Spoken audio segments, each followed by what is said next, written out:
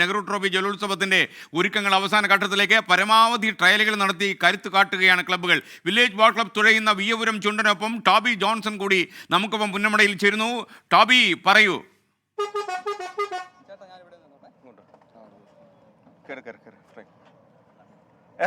VBC അവരുടെ അവസാനത്തെ trial ആരംഭിച്ചു കഴിഞ്ഞിരിക്കുന്നു. നമുക്ക് ആ ദൃശ്യങ്ങളിൽ കാണാം.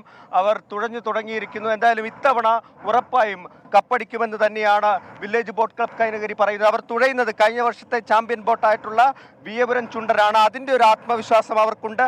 ഇത്തവണത്തെ എല്ലാ പരിശീലനവും പൂർത്തിയാക്കിയിരിക്കുന്നു. എന്നോടൊപ്പം ഈ ബോട്ട് ക്ലബിന്റെ വൈസ് പ്രസിഡന്റ് കൂടി ചേരുന്നുണ്ട്. അദ്ദേഹത്തോടു കൂടി നമുക്ക് ചോദിക്കാം. ചേട്ടാ, ഇത്തവണ റെഡിയാണോ? ടീം റെഡിയാണോ? അതെ, ഞങ്ങൾ വളരെ ശക്തരായിട്ട് തന്നെയാണ് മുന്നോട്ട് പോയിക്കൊണ്ടിരിക്കുന്നത്. അവസാനത്തെ തരത്തിലാണോ? ഇന്ന് ഞങ്ങൾ വള്ളം കയറ്റുകയാണ്. ഞങ്ങളുടെ ഒരുക്കങ്ങൾക്ക് വേണ്ടിയുള്ള വള്ളം കയറ്റുകയാണ്. ആണ്, അതോടുകൂടി എല്ലാം കഴിഞ്ഞു. ഇത്തവണ നീണ്ട ഒരു പരിശീലന കാലയളവായിരുന്നോ? തീർച്ചയായിട്ടും. ഞങ്ങളെ സംബന്ധിച്ചിടത്തോളം ഞങ്ങൾ ഏകദേശം ഒരു കളി മാറ്റിവെക്കുന്ന സമയം തന്നെ ഞങ്ങളുടെ ഒരു നല്ല പരിശീലന സമയം പിന്നിട്ട് കഴിഞ്ഞിരുന്നു. അപ്പോൾ അതിനുശേഷം പിന്നീട് ഇപ്പോൾ ഒരു 10-18 ദിവസത്തോളം നീണ്ടുകൊണ്ടിരിക്കുകയാണ്. എന്തായാലും നമുക്ക് ആ ദൃശ്യങ്ങൾ കാണാം. വിയ്യപുരം ചുണ്ടൻ പോകുന്ന ആ ഒരു ദൃശ്യങ്ങൾ നമുക്ക് കാണാം. അവർ തുഴഞ്ഞു തുടങ്ങിയിരിക്കുന്ന അവരുടെ അവസാനത്തെ ട്രയലാണ്. ഇന്നലെ അവർ ട്രയൽ നടത്തിയിരുന്നു. അതിൽ പൂർണ്ണ കോൺഫിഡൻസ് അവർക്കുണ്ട്. ഇത്തവണ ഉറപ്പായിട്ടും കപ്പടിക്കും എന്നുള്ള ഒരു ആത്മവിശ്വാസം ഇന്നലത്തെ ഒരു ട്രയലോടുകൂടി അവർക്ക് വീണ്ടും കിട്ടിയിട്ടുണ്ട്.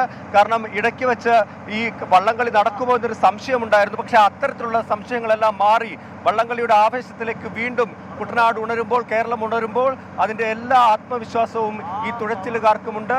വില്ലേജ് ബോട്ട് കൈനഗിരിയാണ് വിയ്യപുരം ചുണ്ടനിലാണ് തുഴയുന്നത്. അതിൻ്റേതായിട്ടുള്ള ഒരു കോൺഫിഡൻസ് അവർക്കുണ്ട്. നമുക്കിപ്പോൾ ദൃശ്യങ്ങളിൽ കാണാം. അവർ അവസാനത്തെ വള്ളം ഇനി കയറ്റിയിടുകയാണ്.